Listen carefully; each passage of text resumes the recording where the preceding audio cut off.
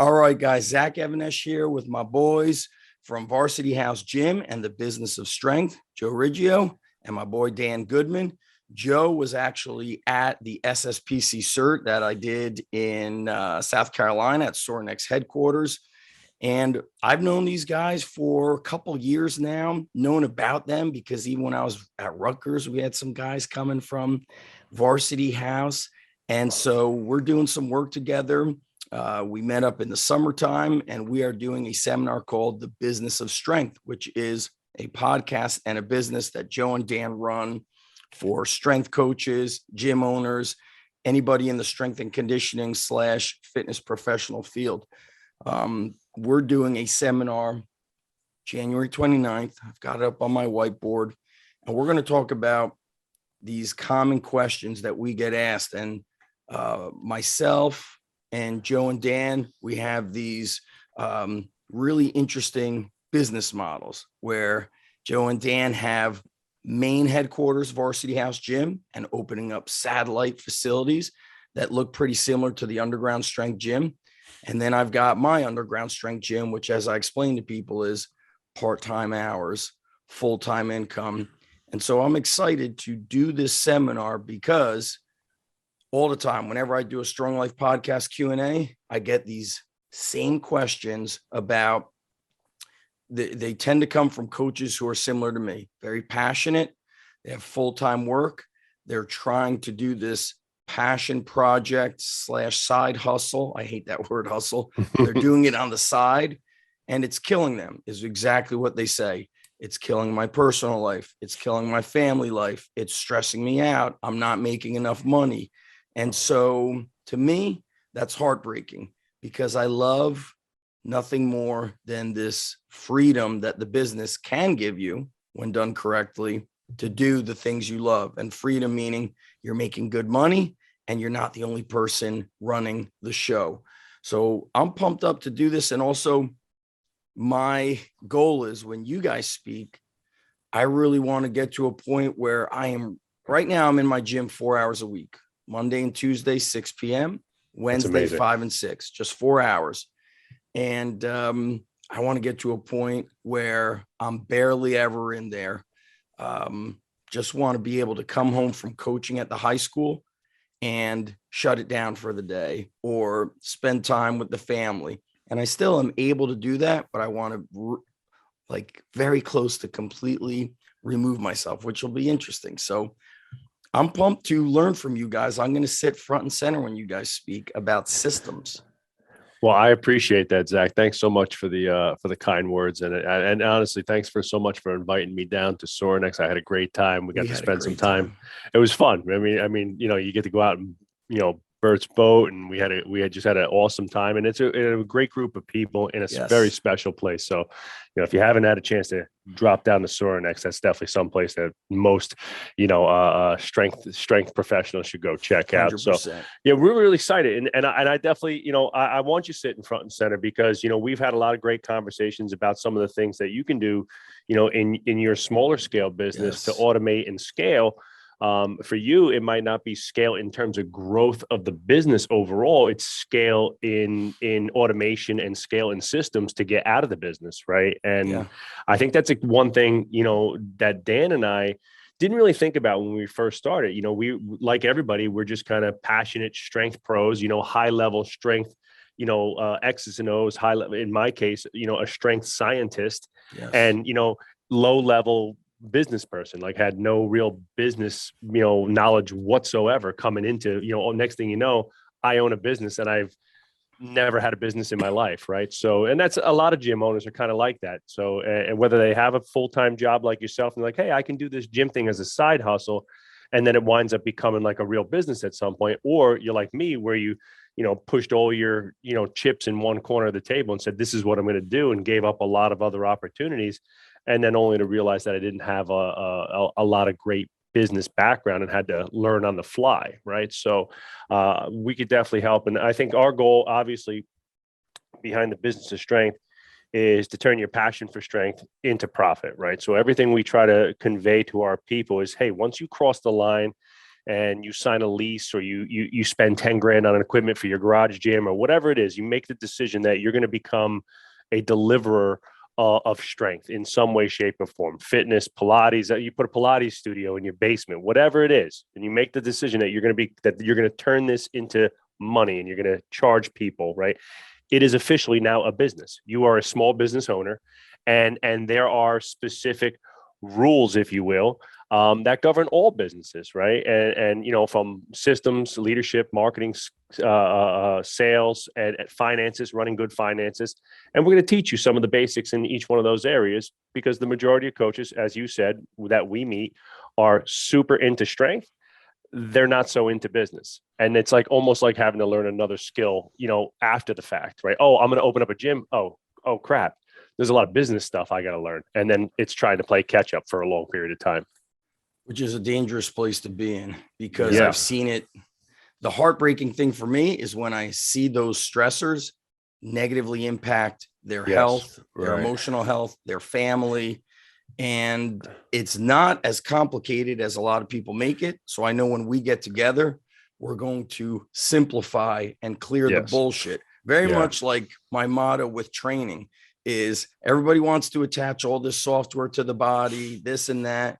But, give me a, stone and I will build a badass. So, and also that's it. One thing that hit home to me when we were down at Sorenex, Joe, is you said, you're completely off the schedule. You're not on the floor coaching. And so, you and Dan, I know in that time where you just opened up a new facility, a smaller facility. And so this could be, Dan, you could speak on this, the ability to manage the coaches, grow the business outside of one facility, or just having strong structure and systems. Yeah. I mean, freedom. To your point of overcomplicating things, I think that's the classic, coach business owner paradox, where, look, we've been there, where you feel like you're sinking into a deeper hole. You don't know what to do. So you start multiplying your processes. What you really need to do is simplify what you're doing. I mean, I take what we're doing right now, for example. Some people might look at it and say, oh my God, it's a website, it's a seminar. What are they talking about?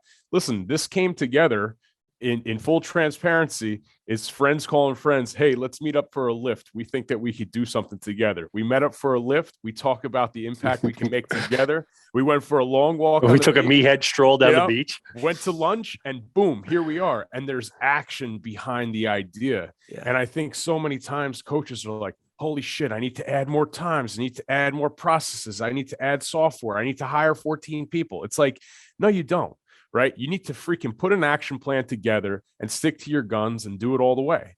And people just have a tough time doing that because they think that multiplication will equal a higher result, when usually you look at our business, and we've been very fortunate over the years to stick to the script, if you will. And we're at a business now that, we're doing well. And every day, like yesterday, the year-end conversation between Joe and I is, what can we prune away from the business? What can we simplify in the business? What if something's on the top of our mind that is bothering us, system, process, person, not even client, what can we get rid of? Because we say no to. We know that the more we can focus on what we love to do, the more our business will grow. And I think, to your point, Zach, and, look, for you, you're working, 4 hours a week. And it's like, I know for a fact that those 4 hours you're in the gym and you're on fire, and the people that are in your space are like, holy shit, how do I get more of this? Or how do I get more of my friends to want to do this? And excuse me. And I mean, that's what it's all about. And, it's having that clarity of focus. And once you have that clarity of focus, it's creating, and I know at the seminar, I'm going to talk about it, but it's creating marketing that fits into, like, we're not tech experts by any means, but we've figured out a way to leverage, our experiential based training to have friends and family want to tell others about it in a very systematic approach. Yeah. You talking about like getting rid of the headaches. my motto, which I learned in my early years as a coach, was low hassle, high profit. And I remember reading Dan Kennedy, not reading, I think I was listening to an audio CD. And he said, if you're on my mind at night and I'm not sleeping with you, you got to go.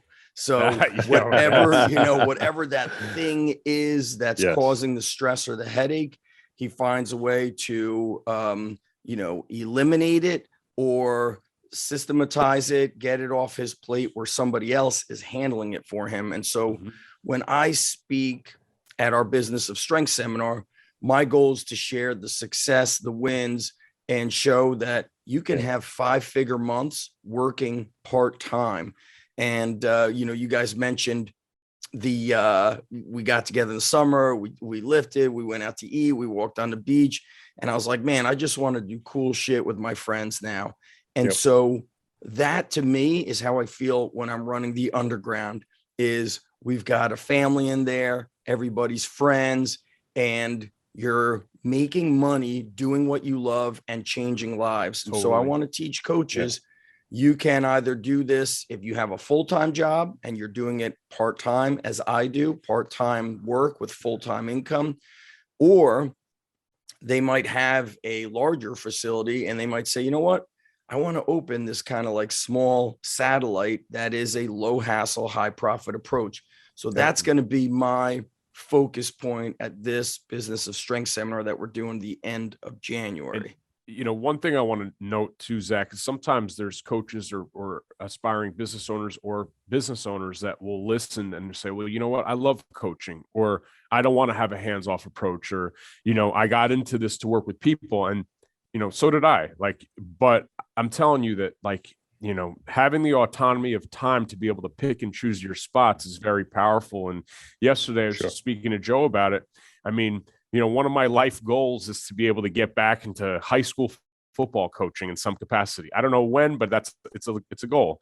And, yesterday I had the opportunity where there's a local high school. They said, hey, will you come down and help coach our spring football practice? And I have the ability to say yes, because my afternoons are free. Nice. So if I want to do it, I can do it. And, that's the autonomy of time for a coach is a beautiful thing. Freedom is priceless. Yep. Freedom is the most powerful asset as an entrepreneur. And that's really what I want to convey to people. And it really is the hidden staircase of why you went into business in the first place.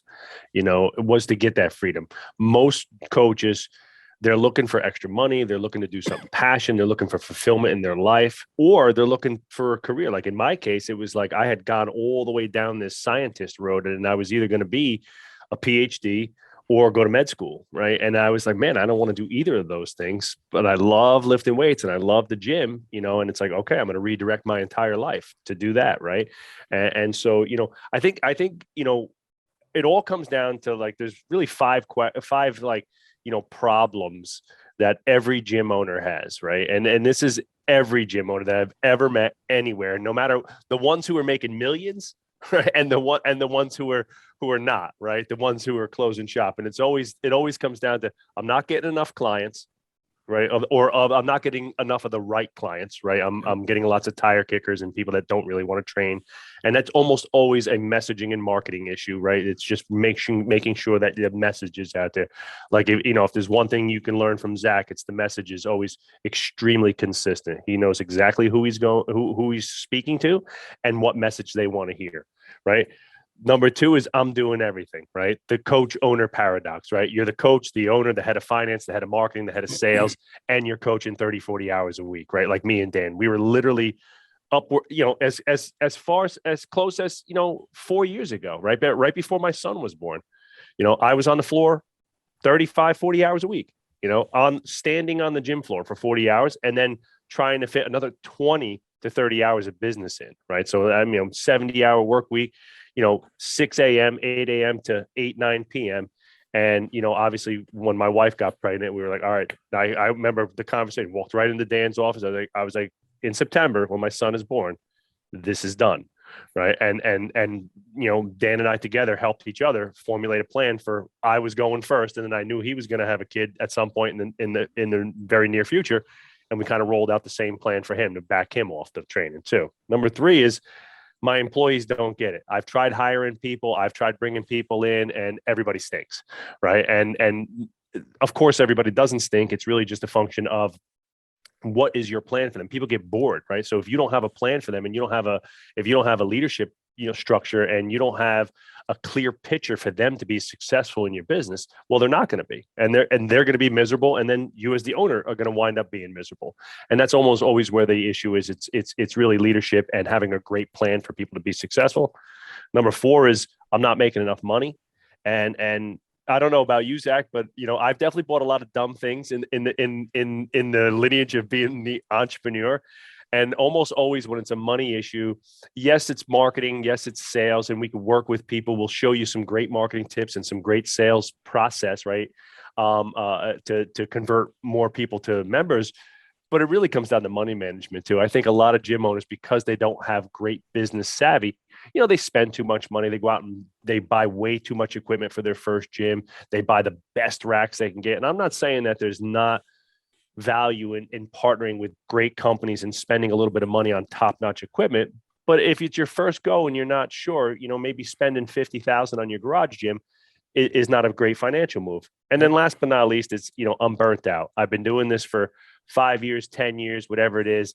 I haven't made the money. I haven't got the clients. The business is kind of flatlined. It's always been at this plateau, and I haven't been able to take that next step to go from whatever, like you said, a 5-figure income to a 6-figure per month income and scale the business. Right. So now, and you look at COVID in the last year with the lockdowns and things like that, a lot of people who were on that fringe got out of the industry. Right. And they just said, you know what, I'm going to go get a job. Yeah. I'm going to go figure something else out.